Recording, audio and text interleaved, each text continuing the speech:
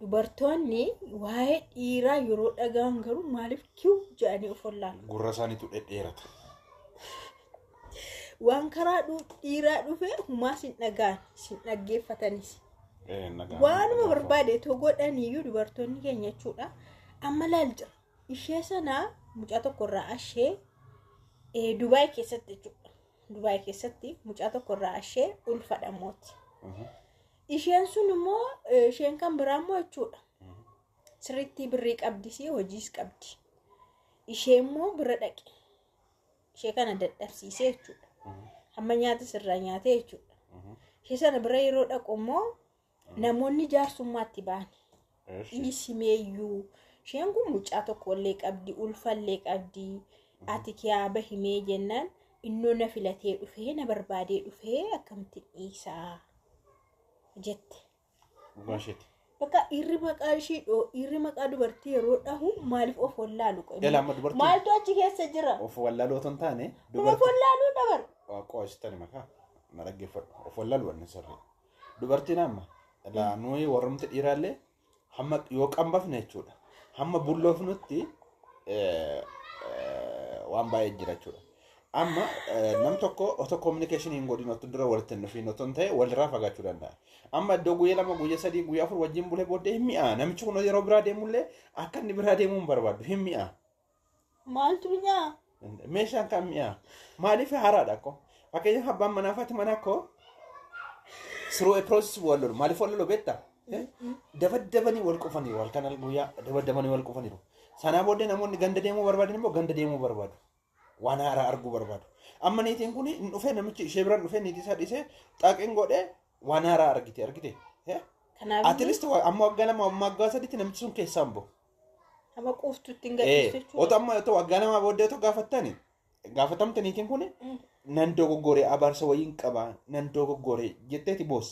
Maarree ammayyuu koo barii ishee sana dhiisee deemamti ishee kanarraa immoo hamma maallaqa isheetiin konkolaataa bitee fataa hidhee ofutti gahee jechuudha. Dhumarra garuu ishees immoo hin dhiise. Sirriidha koo kun mi'eeffataan liqeeffataadha. Mi'eeffataadha. Kun sirriidha namichi sirriidha. Maaliif bareeda akka duruma waan haaraa xuxuquu bareera. Achi deemee haaraa torbeetti waan haaraa xuxuqa. Kun immoo namoonni muuxannoos namatti ta'a baay'ee rakkisaadha. Kanaaf amma shamarranii hima gowwoomanii jechuudha. Fakkeenyaaf dhiirri tokko yeroo ishee duraa sana dhiisee bira dhufuu anas borna dhiisaa jedhanii maaliif yaadan? Ani amma kana Anshi amma qobaatti maal qaba sukkaara moo damma moo? Namoonni dogoggorani garuu ani amma wara gara fuulduraatti fi ani nama akka obbolota koo yeroo dhiira tokko yeroo filattanii nama niitii fuudheeru nama kanaan dura hiikeeruun hin filatina. Durii amma ishuma cabse ishee taatu ishuma fuuni. Qeerritti musin yaawayya. Subbootti neerumina. Subbootti neerumnaani inni fuudhee beeku kanaan dura fuudhee beeku amala adda addaa qaba. Niitii sana wajjin jechuudha. Niitii ishee dura wajjin.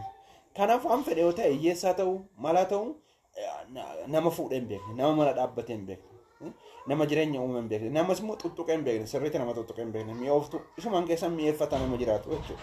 Nama akkasii wajjin jiraachuun kan sanarra jiru malee subbootti neerumnaan booriftaan akkasiin dhiisee deemu waggaa nama waggaa sadii booddee akka inni sin dhiisee deemu maa gaaffii hin qabu.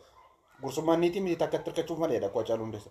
Maaliif akka gursummaan namni dhufa takka sitti hirkata lama sadiin bulaa amma walitti mi'ooftanitti sana booddee rakkina keessa wajjin ishee ergachuun barbaada. Rakkina ammas ifaan dandamatu deemeetu iddoo biraa iddoo waa jirtu dhaqee ammas namichi kun amma akkas godhe ishee duraa kana rakkisee irraa arashee lammata ulfooftee akka yeroo isheen rakkattu waan hunduu harkaa dhumee manni kiraayee kaffalamuu dadhabamu laash jedhee jechuudha. Ishee nagaa jirtu ishee hojiirra jirtu ishee birrii qabdu bira dhaqee jechuudha. Ishees maal jedhee sossobatee isheerraa amma waan baay'ee nyaate iyyuuti. Hagama konkolaataa bitatutti gahee ishees dadhabsiisee yeroo isheen ulfataatu yeroo isheen fixattu ishees dhiisee deemee jechuudha. Argitanii rakkisee kaa'ee deemaa jechuudha. Maal barbaadan bira waan barbaadu godheera. Waan barbaadu keessa buleera keessa tureera. Itti boorrateera akka sanga maal barbaadan maaliif balleessan kan ishee sanatti kuduru. Isheen suni fedha kamillee haa qabattu fedha ammamillee haa qabattu. Qocollaa biraa dhiqxee ani tinaaf hin taatu ati haadha manaa qabda ishuma hiiktetti deebi'i. Ani carraa koon barbaadadha hiyyeessa akka koon barbaadadha jechuutu shena. Akkasumaan jedhanii shamarran maa dhuseetu dubartoonni yeroo dhiirri akkatti siinsi tuffatee ati waan maaliin taaneef ati maal waan hin taaneef ati maal waan hin taaneef na bira dhufe akka olaantummaatti ilaalu gaashee kan akka olaantummaatti ilaalu yeroo inni xibbee taasee dhiisee deemu yeroon isaa hin argine waan ta'eef kun ikko baay'ee dadhabinadha. Kun baay'ee dadhabina. Maaliif kabbama haadha manasa dhiirri koo ta'uu fi baannanii ni haadha manasa. Indaamu dubartiitu mana hiikumsa maal hin barbaadu dubartii amma fedhe yoo haileenyaa yoo taate akka ishee dhiisee deemu hin barbaadu. Dhiirri garuu waa tokko jaallatu. Waa karaa tokko dubbiin tokkotti humnaan dhiisee latteedha. Isa ammas isa biyya alaa dhiisaati biyya keessayyuu. Biyya alaatti namni eessumni hin jiru, adaadaan hin jiru, obboleessi hin jiru, namni namarraa qabus namni nama gorsus hin jiru.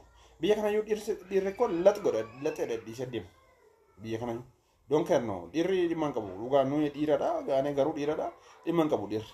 Tokko mana koo dhala koo nama ilaalchisu harka nama ilaalchisu isheen harka nama ilaalti booddee dhalli koos immoo harka namatti maaliif guddatti jireenyi ishee maaf bada carraanii hin taane maaliif dhala koo qaqqaba jedhee rakkates dhiphates arrabsames dabadabames wajjin jiraata malee inni kaan inni amma quufaansaa faaxxataansaa xaggoodhee hin argaa yaada guddatti hin deema asuma bakka nuyi jirru magaalaa kana keessallee nama baay'ee akkasumadha. Sadii afurraa akkuma horii warri gaana oolan jiru handalchan jechuudha. Kunis sirrii miti garuu ijoolleen sun carraan isaanii booddee yeroo itti aanutti abaarsa ta'a jechuudha. Bu'aaf ijoolleen isaa jechuudha. Mana barumsaa biraan dhaabatu taanaan kaffaltiin kaffalu taanaan maal karaa adda addaa ekspaansiiraan hin godhu taanaan ijoolleen isaa utuma qabeenya qabaatan illee abbaan isaanii biraan dhaabatu taanaan ijoolleen isaanii rakkinatti hafti jechuudha. Rakkinatti yeroo haftu immoo qaraan isaanii qirjechaa gubachaa hafu jechuudha. Kanaaf of eeggannoo gochaa Dhirsa namaa irraa gora. Dhirsa namaa irraa gora. Dhirsa namaa irraa gora. Dhirsa namaa indoomu yoo hiike oofishaalii hiike seeraan yoo feyyuu isumatti deebi'ee dhamana seniif dhirsan ta'u. Inni hiike dhufe. Sanuu nama addaan baasanii itoo niitiin isa barbaaddu ishee addaan baasanii ishee jala oolchanii dhiirri immoo filannoo barbaada ammaaraacii barbaada waan haaraa arguu barbaada qotee bulaa waan ta'eef dhiirri yeroo hundumaa jechuudha waan qofaruu barbaaduu fi dhiirri dhimma hin qabu. Qofaruu barbaadan ko sadii wal biratti fuuwa rakkoon qabu. Lakkiinni koo deemee qofaruu barbaada waan haaraa wayii waan immoo burqaa wayii waan burqu wayii se'eetu ishee sana sadii ammoo otoo wal biratti fuue homaa rakkoon qabu akka barbaade qofaru. Gaafa tokko dadhabde gaafa tokko dhiifama kun cubbuudha. Kun cubbuudha dhugaa dubbachuu jechuudha. Sadii fudhachuun lama fuudhuu dabarsa. Uumama isaati kun amma haaraa arguun fedhii isaati. Garuu dubartiin immoo dubartii akkashii dhiibdee keessaa baastee ishee boosistee ishee rakkistee nan jiraadha nan milkaa'ootti soba kun. Sobadha. Yeroodhaa booda isheenis akkanuma taati waanuma ishee sanarra gaheetu deebi'ee sirras gahaa jechuudha. Kanaaf dhirsa namaarraa goruun baay'ee barbaachisaadha dhugaa waaqa. Dhirsuma keessan jajjabeeffadha. Dhirsa namaarraa gora. Dhirsa namaarraa gora. Dhirsa nama gora. Ijoollee haa'itoo qabduu ta'u ulfa garaadhaa qabduufa irraa fudhattan taanaan dhugaa isinitti boossii isin abaartii bakka han keessanis gaheen keessan booda kanuma ta'a jechuudha. Boodarra cubbuudha kan cubbuu dalagame waan ta'eef. Innaa akkasii isinin jenna keessattuu biyya namaa keessatti immoo baay'ee nama dabbara. Biyya namaa keessatti gaama ijoollee lama fuudhanii irdaataa kadhatanii miidiyaarra irdaataa kadhattee gara biyyaatti galtee hoo maal goota?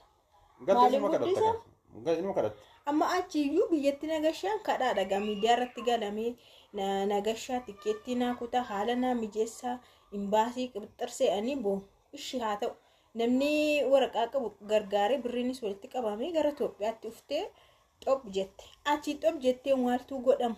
Biyyoo suma kiyaa baate daaraama sana suma mana duwwaa dhiistee deemteedha. Ijoolleen lama immoo fiddee dhuftee maaltu guddisa maaliin guddisa maaltu nyaata. Kun ikko eessa yoo ta'u biyya Itoophiyaa bichaa miti. Ingiliz London otoo dhaqxe Ameerikaa otoo dhaqxe namichi sin gargaaru si biraan dhaabbatu taanaan ijoolleen kee carraa isaan qaban carraa bo'uuti. Maallaqa illee qabaatte otoo hojjette illee argatte biyyatti illee deebite ijoolleen kee abbaa biraa dubartiinis ikkoo teessee naftu neerumti amma.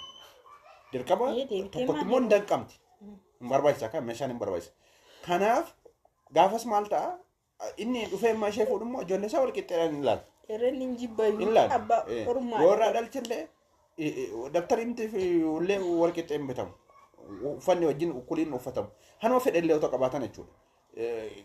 Achi caalsa. Gareen iddoo biraa keessee akkuma bira keesseetu heerumti achitti rakkatu ijoollee. Namichi maaliif nama meeqa fuudharee? Nama meeqa qallaba? Niitii fuudhee ijoollee faana qallabuu danda'u dhiisuu danda'a. Haqimii makana'uu dhabuu danda'a namni sun akka carraa ta'e. Kanaaf of eeggadhaa. Of eeggannoo cimaa godhaa. Of eeggachuun barbaachisaadha. Dhimma ijoollee, dhimma maatii keessanii, dhimma jireenya keessanii. Jireenya jechuun heerumuu jechuun isa har'aa isinitti hin fakkaatiniin tura. Dhirsaafnitiin waggaa sadii keessatti ukkoo walitti salchanii wal dabaddabanii ganaa jaarsummaa galchatanii indagana riilaaksii godhanii manatti deemu. Waggaa sadii keessatti dhirsaafnitiin walitti salacha'u wal dabaddabu akka sin jaalladha akka wal arraabna miti. Yoo ta'uu baatellee ilaaltanii alumatti atin taatu tani dhiisuudha malee qaqamma isaa malaaltanii dhiisuudha malee iddoon ni galee iddoo murtaa'e iddoo mucaan dhufee iddoo jireenyi dhufee tuttuquun adda ba'uun baay'ee rakkisaadha. Keessumaa iddoo dhala godhatanii adda ba'uun baay'ee rakkisaadha. Yoo ta'uu baate duruma wal ilaaltanii ati naan taatu jettanii yeroodhaan gaggeessuun misha. Kanaaf kanuma jechuun barbaada kanarratti nagaan turaa carraa gaarii abbaa manaa gaarii itti argattas ni oola.